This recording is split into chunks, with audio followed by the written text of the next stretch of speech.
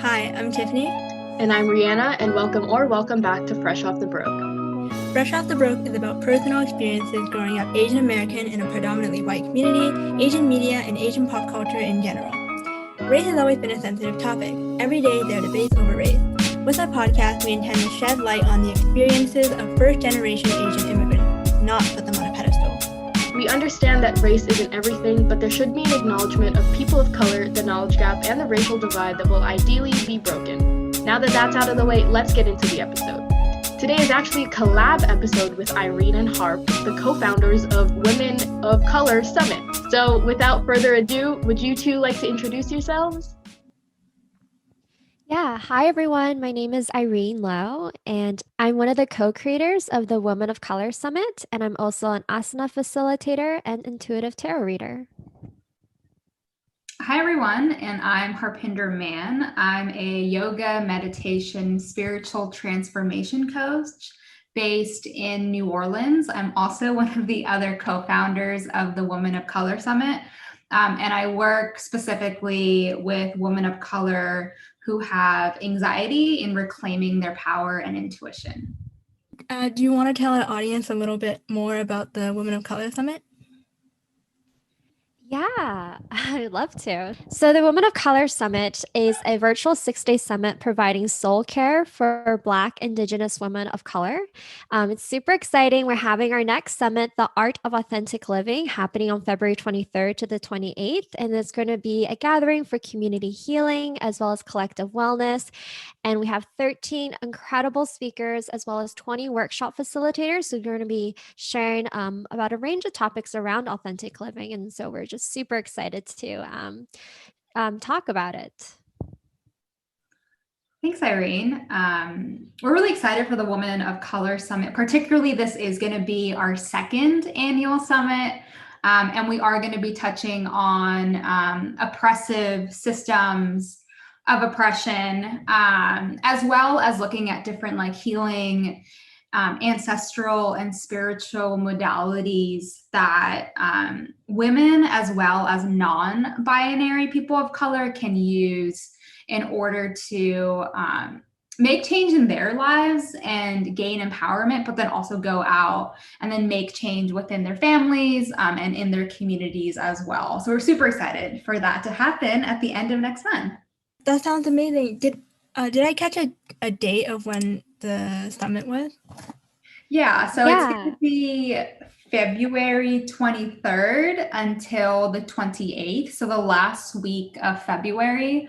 And over those 6 days, there's going to be pre-recorded speaker interviews, so 2 to 3 every day, speaking on topics like identity politics, different spiritual practices, how to reclaim our ancestral roots, ways to be our highest self. And then we're also going to have 3 to 4 live interactive workshops every day. And then for any folks that aren't able to attend all of them, have to miss a few days, there's also going to be 2 weeks of replays after as well. Yeah, so each summit has a different theme, and this theme is really all about authentic living. And for us, we really wanted to focus in on this topic because with authentic living, it's hard to be real in a world that's full of illusion. And it's sometimes just easy to pretend and wear our societal masks, right? Like it's easier to show people the safe side of you, the side of you that's like rewarded by society.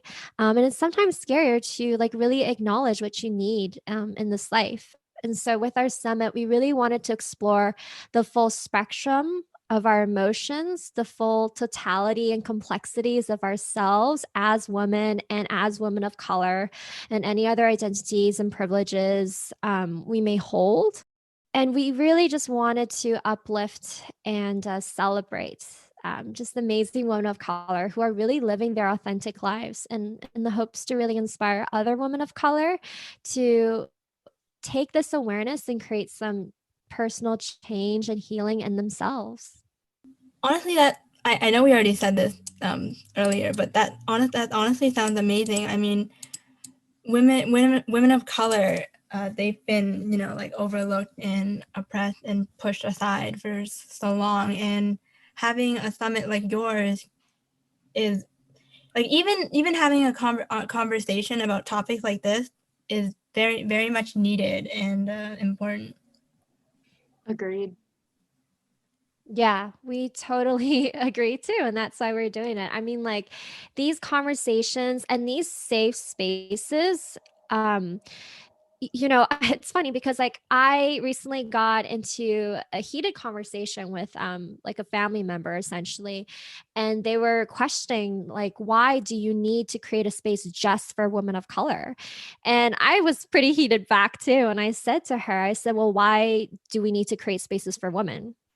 And I said, like, if you think there's a need to create a space just for women, then wouldn't there also be a need to create a space just for women of color? Mm-hmm. And this conversation of like, is this exclusionary, or what is the value of representation is very complex and nuanced. But I mean, Harp, you can also jump in too, but I think that what we're trying to create with the Women of Color Summit is really to create this safe and inclusive space for women of color to be seen and really heard.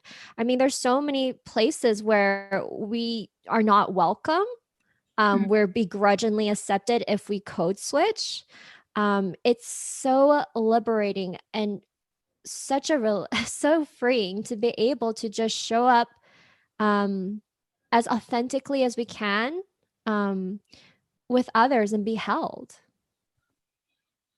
Yeah, I think that's all very true. What you said, Irene, and really does serve as kind of the basis for why we created this summit. Like we had our first summit last July of 2020, and a lot of the feedback that we got after the first summit was like, wow, this is one of the first spaces where it was only other women of color, and also including like Black, Indigenous, and women identifying as well. We also are including non-binary people of color, but we got that feedback that, wow, this is the first time I've been in this space of just other women of color, and how I felt so seen and held, and like I could share my story, and like it was resonated. I think what happens a lot of times, and something I've been experiencing as well and I talked about this with Irene last night, is sometimes we feel gaslit where it's like this thing happened and it feels weird, and like I spoke about it maybe with like white employees, and they're like, I don't know what you're talking about, versus like sharing the same story of an interaction that I've had with like Irene or another woman of color, and they're like, oh wow, like I've experienced something very similar. And it's this ability to connect on that level and not be like, oh, you're crazy, or like that's just something that you're imagining, because I feel like you really will go crazy if like you're like, hey, I'm feeling this thing, and like maybe it's internalized like racism, or like someone's not promoting you, or whatever the thing is. And if you don't have a safe space with other people that get it to share, it's quite alienating and like isolating as well.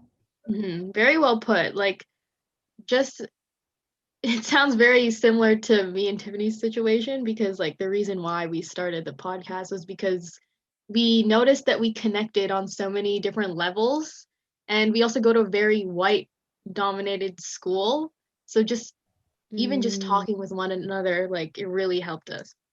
In an ideal world, there wouldn't be a need to make specific spaces, but we're not quite there yet. And it starts by one, creating a safe space, and then, like pushing for like inclusion and equity, right? Yeah, that's a really good point, because I do think there is, even as I first started teaching yoga classes for only Black, Indigenous, people of color, like white folks were like, oh, isn't yoga about union? Like, why are you like creating this separation? And I like the way that you stated it, because yes, like that is the ideal world, but that's not where we are right now. So like we need to acknowledge like the current reality we live in, and then do these things. You have your podcast where you like resonate with this other person and you talk about your shared experiences, and we need these like safe spaces to speak about our shared experiences. And then, I mean, hopefully like at the end of like all of this work, like we are all united, but we're definitely not there yet. Yeah, definitely. Going back to what you said about experiences, I remember in your intro, you were talking about how both of you had experience with like spirituality and yoga. Through your personal experience, what has like the yoga or like the spirituality scene been like, at least on like the racial side? Yeah. So, I think what's interesting about spirituality and yoga and this topic of race, and really just like systematic oppression, is that, um, like, I've been thinking a lot about the structure of capitalism in yoga and how spirituality has really become a trend. But even that is like not even true, because spirituality has always been a trend because we live in a capitalist society. And capitalism will always try to commodify what people are leaning in towards, right? So, what I've just like really been noticing recently is, the kinds of conversations that are taking place on social media, where spirituality has become like a contest. It's really become about the ego. It's about like gatekeeping. It's also been like a measure of your personality. And it's interesting to see this happening not just among perhaps people who are younger in age, but really people who are just starting on their spiritual journey, and they haven't really decolonized or divested from this patriarchal and colonized way of thinking. And so, in terms of seeing some of the things play out in the spiritual and wellness spaces, it's really returning back to this idea, that's kind of like my inner compass, which is that spirituality is about social justice. In that, we gravitate towards spiritual practices because we need healing, right? We want to heal ourselves, but it's really like half of the picture, because we're healing ourselves so that we can heal others. And so, one final point I want to make about this, is really like I'm trying to go beyond binary ways of thinking, good or bad, right versus wrong, and also linear ways of thinking. So, like linear ways of progress, like redefining what progress can look like in terms of cyclical living and cyclical ways of thinking about life and goals and success and healing.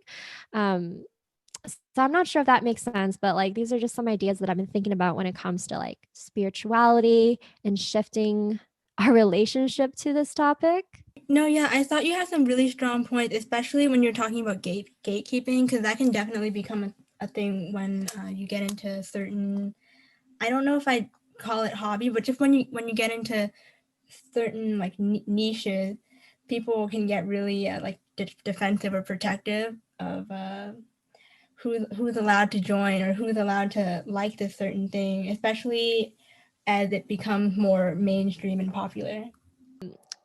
It's so interesting to see who gatekeeps as well. Like there's people who, like a lot of white people are gatekeeping, right? Like a lot of colonized people are gatekeeping, getting to define who is a yoga teacher, who bears the knowledge. And it's just really ironic because, and this is also a reason why we started this summit as well, is because we saw there were a lot of wellness spiritual summits that had all white people as the speakers, as the people seen as experts, and the people organizing behind the scenes were also all white.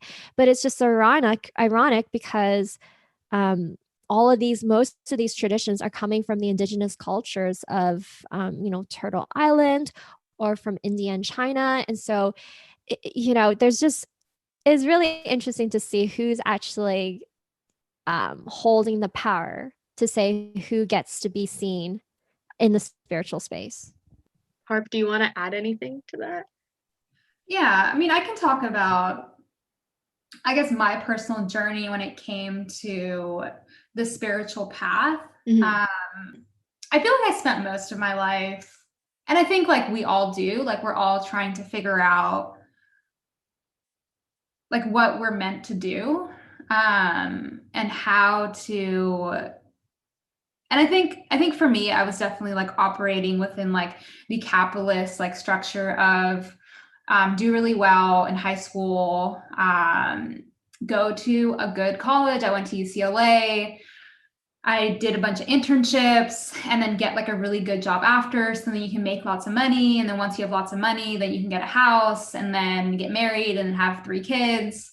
And I was definitely kind of like chugging along on that path.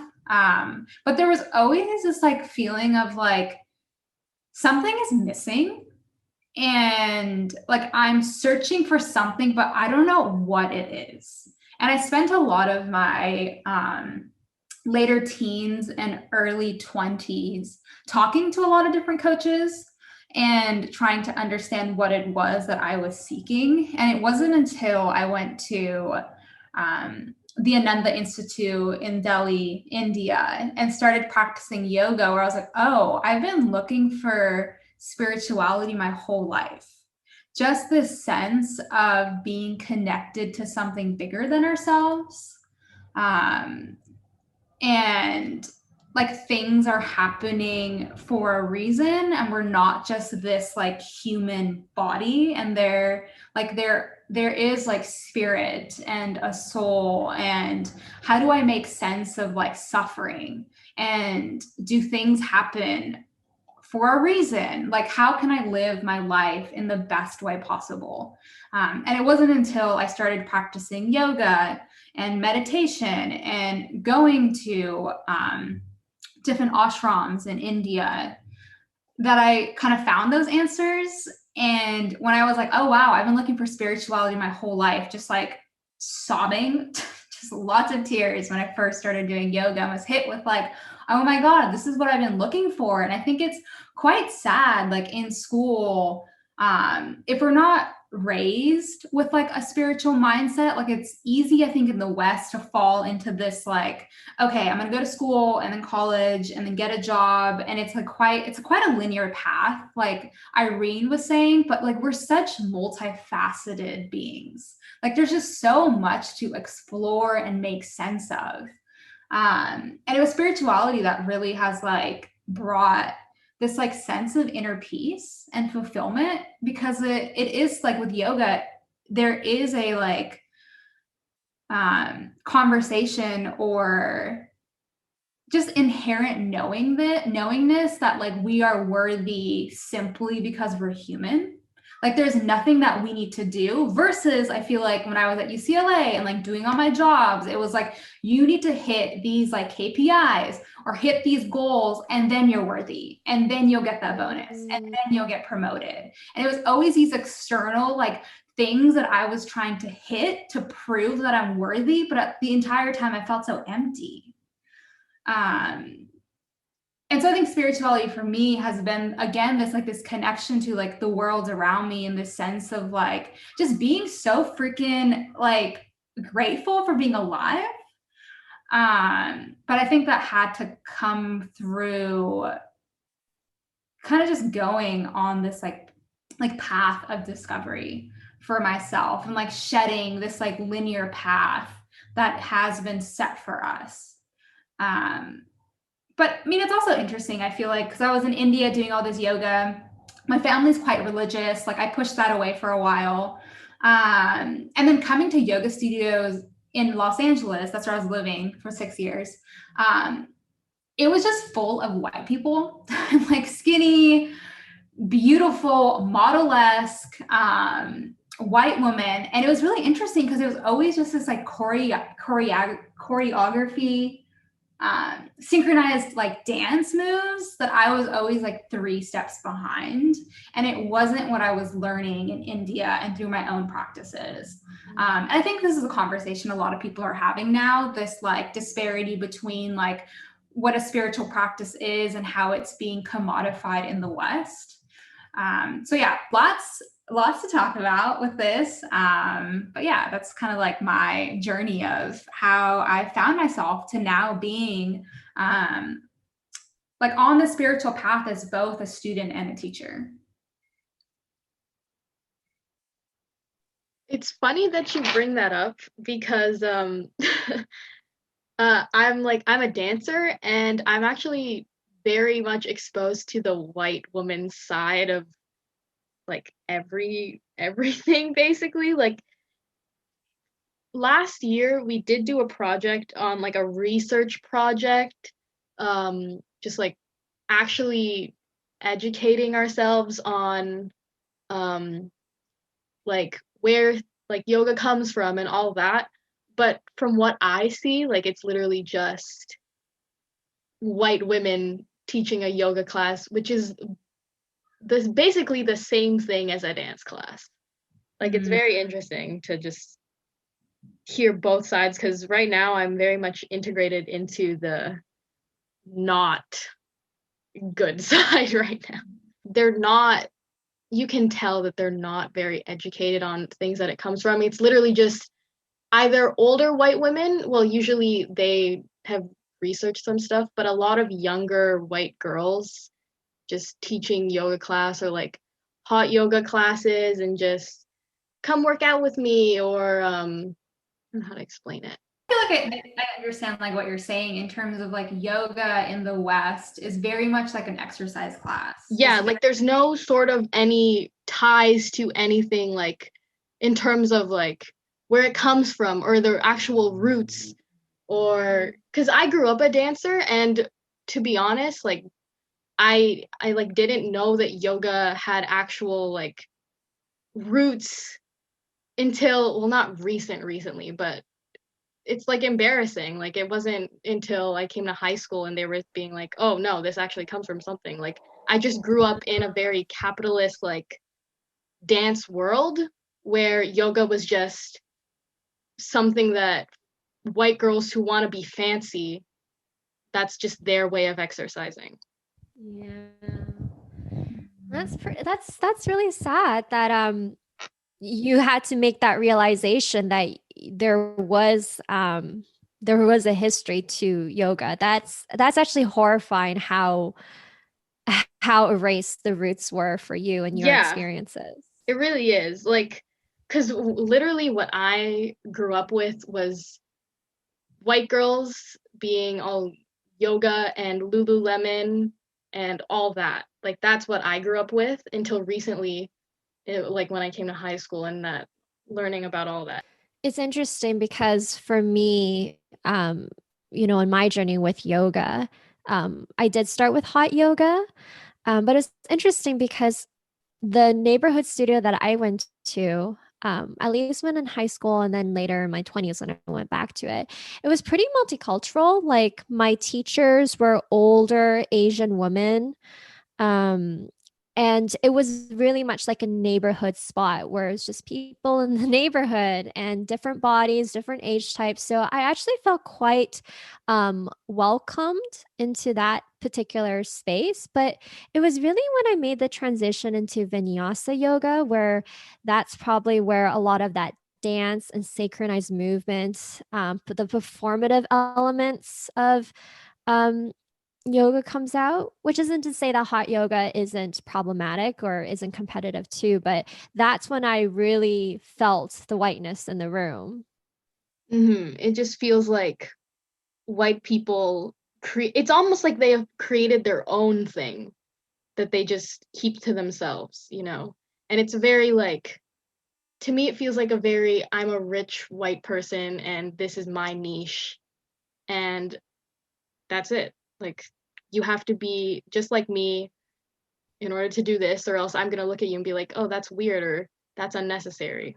Yeah, it's definitely something that I've like that sentiment you're expressing is something that I've seen other non-yoga practitioners express, whether as like a joke or as a frustration. Like on Twitter, I see all the time people complaining because they're trying to practice a YouTube video and they're like, this is ridiculous that this white woman is telling me to do a splits in a beginner's class, or just that same feeling of disconnect from the spiritual roots of yoga.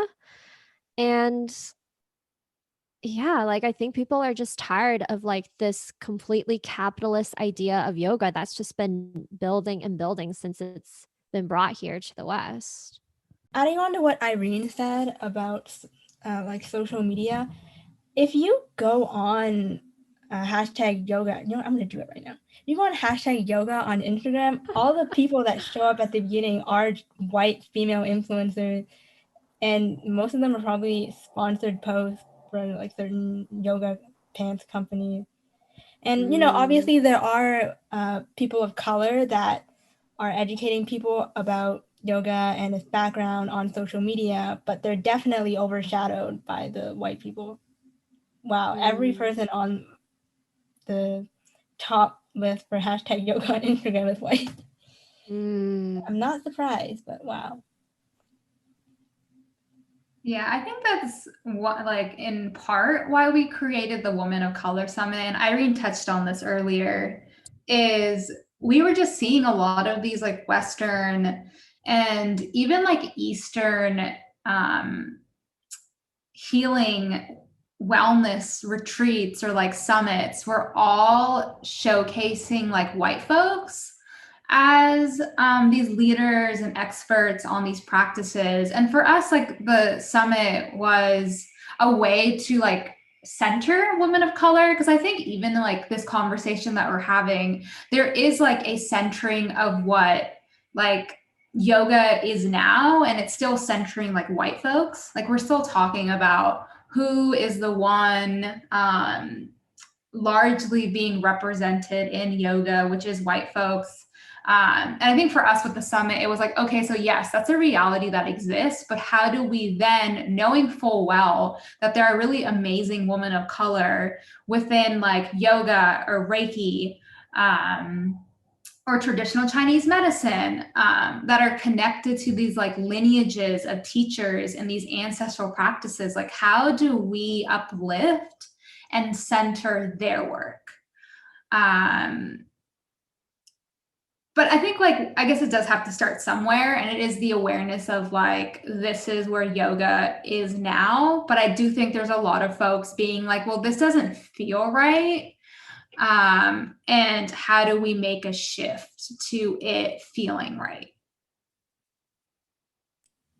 Yeah, and one of the most important parts of this whole process is allowing people from those areas to have a voice and just even have the chance to speak on their feelings and their experiences. Because like we said earlier about the whole westernization of yoga, nowadays it's just them kind of hogging the mic, if that makes sense. Yeah.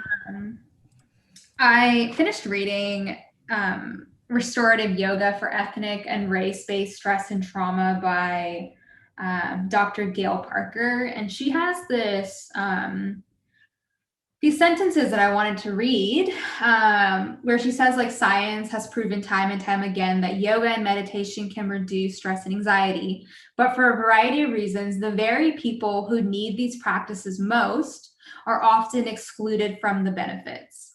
Many people feel uncomfortable entering yoga studios, and in our case, like even looking at like Instagram, because it is just one more place where they risk being invalidated, rendered invisible, or treated as other. Such a good quote. I guess the other thing that I would want to touch on is when we're talking about, I guess like the reclamation of yoga and like centering folks of color and like where it's from, like South Asia. Something that I've been doing in my own practice is learning more about like the philosophy and the theory of yoga. And for me, that's been reading the Yoga Sutras of Patanjali, which is it's basically kind of like of a guide of how to live. And even like the Yoga Sutra 1.1 says, I'm just opening up my book on my side. Or actually Yoga Sutra 1.2, the restraint of the modifications of the mind stuff is yoga. So what Patanjali is saying in this sutra is that the goal of yoga is to achieve the restraint of mental modifications, essentially to be able to train our mind. And it's so interesting when we're having this conversation of what we're seeing yoga as in the West is like, sometimes I feel like we're not always touching on like what yoga is. And when we are actually doing the practice, it's a way to train our mind and tame it, so that we're able to then respond to situations and to people and like suffering in our life in a healthier, and a much more like spiritually minded and connected way. So I just wanted to bring that up for any folks that might be listening to this and they're thinking like, well, like I've been only seeing these white folks teaching, it makes me uncomfortable. What can I turn to? The Yoga Sutras, I would definitely recommend reading. Yeah. And to add on to Harp's points, and even just circling back to the Dr. Gail Parker quote, is that, if we're talking a little bit more about yoga, what yoga can really teach us, it is, to connect back to our body, listening to the intuitive intelligence of our body, learning what feels good for us, learning what's not safe for us. And also, like, for me, my yoga practice has really helped me to understand that, to understand and change my own response and reaction to change, which is life. Life is full of things that you will never expect, will never have prepared for. And so it's like, how can you change your relationship to the present moment, and how can you be in the present? Yoga is just super powerful, right? And like this yoga that we see here in the West is just one limb of the 8 limbs of yoga. Asana, the vinyasa, the yin, the hot yoga, that's just one limb. Another point that I want to add onto this is that yoga has also helped me reconnect to my own ancestral lineage. And I think that when we talk about spirituality and it becoming a trend, is this other danger that people treat it almost like a buffet, but without any respect for the sacredness of these different wisdom traditions that are saying similar things, but also are quite different in their own respects. And for me, learning more about yoga has made me honor my own ancestral lineage more, in terms of traditional Chinese medicine, the herbs and plants in that culture, my culture, and just diving a little bit deeper into my own heritage as well. So, yeah, it's like, it really is a gateway to decolonization work, really. Yeah, and thank you to you, the both of you, for sharing all that information, especially like with the books and the quotes and everything. One thing that's really important about this whole issue is education, because nowadays there are a lot of people spreading false information on social media. For example, on TikTok, there are a lot of, I don't know if it's fair to call it fake spirituality, but there are a lot of people spreading like certain hacks or tricks on how to manifest or how to shift, and masking it as like spiritual practices. From last time when we were talking about this, I did more research on shifting and like where it was coming from, and the only thing I could find was that I might be wrong, obviously, but what I found was that it originally came from Reddit. Like just someone who posted something on Reddit saying, hey, do you want to learn how to shift? And that was it. So I don't know why it's being masked as a whole branch of spirituality. Maybe that's what it originally was posted as on Reddit, and maybe it is, but that's not what I saw in my research, just to note. Yeah, I saw in an interview somewhere that someone said that it's basically mimicking something called liminal experiences, which are basically when it says that they occur when awake and are most common when the mind is in a snooze place upon waking and before falling asleep. And they're saying how on social media people are just like creating all these false steps or making it so that, I mean, it's really also mimicking like lucid dreaming, right? Yeah. I I expect that we're all going to have to be a little bit more discerning about the spiritual or pseudo spiritual trends that come about. I mean, we are in the age of Aquarius now, and I feel like, especially with the pandemic too, people are really going inwards and they're doing a lot of introspective work. And there's more attention now into these types of practices where the origins are really murky. And like, as a conscious consumer, as an ethical person who wants to honor the different spiritual traditions out in the world, the best thing we can really do, and it's what you two are really doing right now, is asking the questions, right? And having an open mind, but also skepticism too, like wondering who is like spreading this trend around, and like why are people so drawn to it, like really following the breadcrumbs back to the source, right? And seeing like who's really, I don't know, um who's behind the veil, and so to say. Like, I'm not here to discredit someone's like their own pathway, because I don't know, like maybe they're going through some stuff and they're actually finding more about themselves and it's really helping them.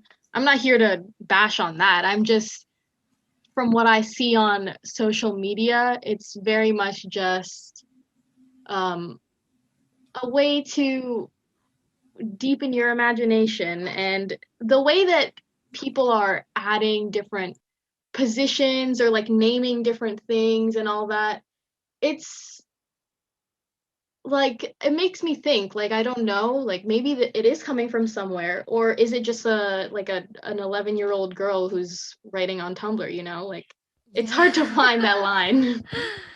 Yeah. Yeah, because the majority of people that are participating in the shifting trend right now on TikTok are part of very popular fandoms such as Harry Potter.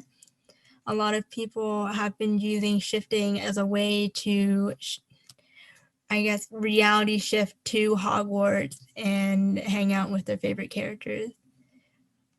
Which, because like I said earlier, someone mentioned that shifting, well, at least what is going on right now kind of mimics that transliminal experience that they were talking about before. And it probably, I don't know, it reminds me of when people go on the internet and they see a video or they see something that they think is cool, and then they take it and turn it into a completely different thing than what it was supposed to be.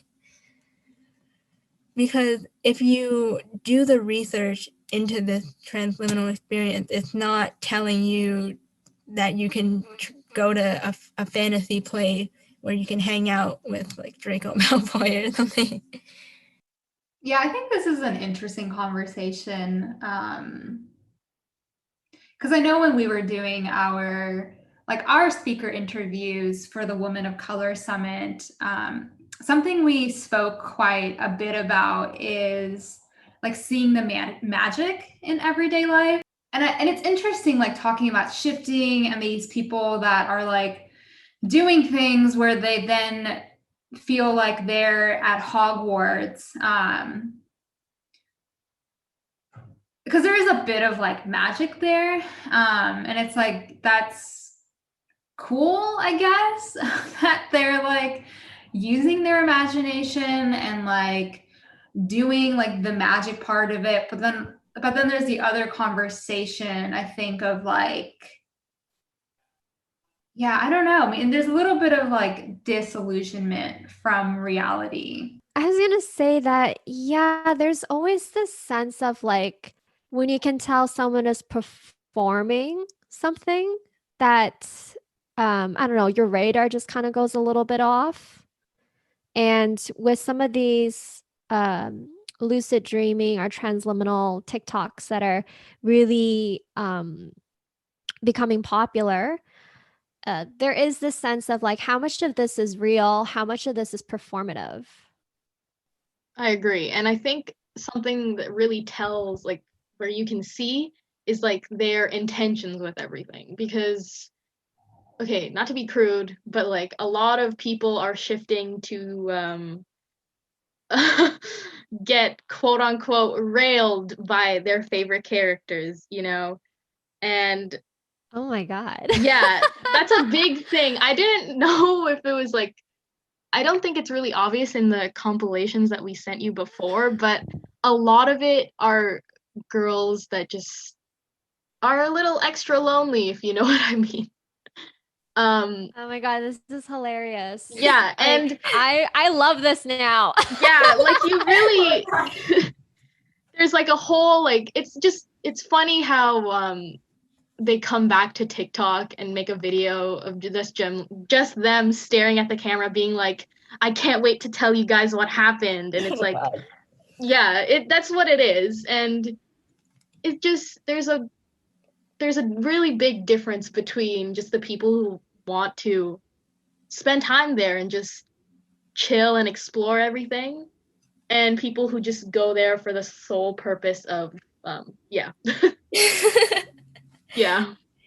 Yeah, and going back to what Irene said about like spreading this information in a performative way, there are people that are coming up with their own like manifestation hacks or tips and tricks on how to achieve whatever goals you want by doing things in a certain way. And although manifesting and the law of attraction, those are real things with their own roots, these people on social media, they've taken it so far beyond that it's just, I don't know, standing up at a certain time of day and then saying your wish over and over again. That was something someone told me to do. Yeah. When you were saying that, it did just remind me that, actually two things. One of them is to go back to that whole performative concept is that, when people are starting their spiritual journeys or their self-care paths, there is this sense of like you are trying on different voices, you're trying on different clothes, and sometimes not everything's going to work, right? Like people are discovering for themselves like what their opinions are and how they really feel like in the moment.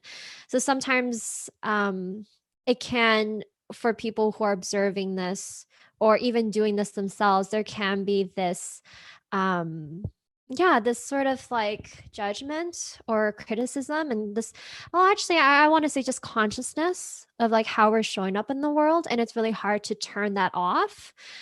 And then just going back to what we were just talking about, it can be scary because sometimes it seems that anyone can just say anything that they like and people are just going to believe them and think that's great, that's my teacher, I love them. And we've obviously seen in recent political examples that this is a very scary thing to do when it seems that there are no repercussions or consequences for people saying whatever they think is true and people listening to them and believing in them, right? Like that's scary. So, there's obviously a lot of healthy caution. And obviously, I think this also calls for us to have healthy boundaries when we are going into this work, and really just in any facet of our lives where um, there's going to be an emotional resonance to it. One thing I just wanted to quickly add is I also think a lot of it is coming up now because the rise of TikTok really is helping people find a place to be comfortable. Like, people are really comfortable on TikTok. And even though sometimes it may be people oversharing about their lives, it's also like it can be a good thing because people are discovering more about themselves. They're being more open to things, they're being more exposed to different things. Like, even though sometimes it can come across as weird or childish or anything like that, I think it's good that people are, learning, being more open-minded to things like this. Yeah, I mean, I wish I was weirder in high school. I was so scared in high school. I stayed so small in high school. And so it's it's just nice to see all these teenagers being so smart and cooler than I will ever be. I don't know. I love TikTok. I mean, as someone who is in high school, I can't say I agree, but I get it also at the same time.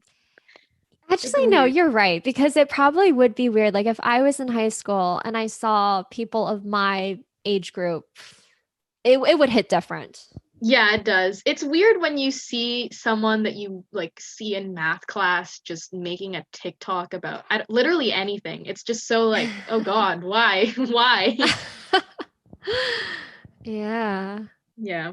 But I was just gonna circle back to the point of social media and how, nowadays everyone's expressing themselves a lot more because of social media, and it has its ups and downs. And at the end of the day, it's really about, I don't know, reflecting and just making sure that the information you're consuming is true and that social media isn't your main source for news or learning in general. Because a lot of the times, the infographics that you see online, there's some of them are a little problematic. But when we focus on the ones that are teaching people actual things, at the end of the day, those are starting points, and you should do your own research as well. Yeah, I think it's a really great message to have, Tiffany, and I'm really glad that you mentioned that because it can be so easy to just judge others or to throw away social media and never go on it again. But it's important to remember that there is information to be had from there, and there is definitely connections to be made. But we just really have to be a little bit more discerning and a little bit more discerning and definitely doing our own research so that we can form our own opinion, because it's really about not really giving our authority away to others, but really trusting in the teacher within all and within ourselves. Mm-hmm. Yeah, we all just need to make sure our intentions, sorry, are all in the right place because maybe you don't really care about something. You think you do because everyone else is reposting this topic or talking about this. So, I don't know, just check yourself, I guess.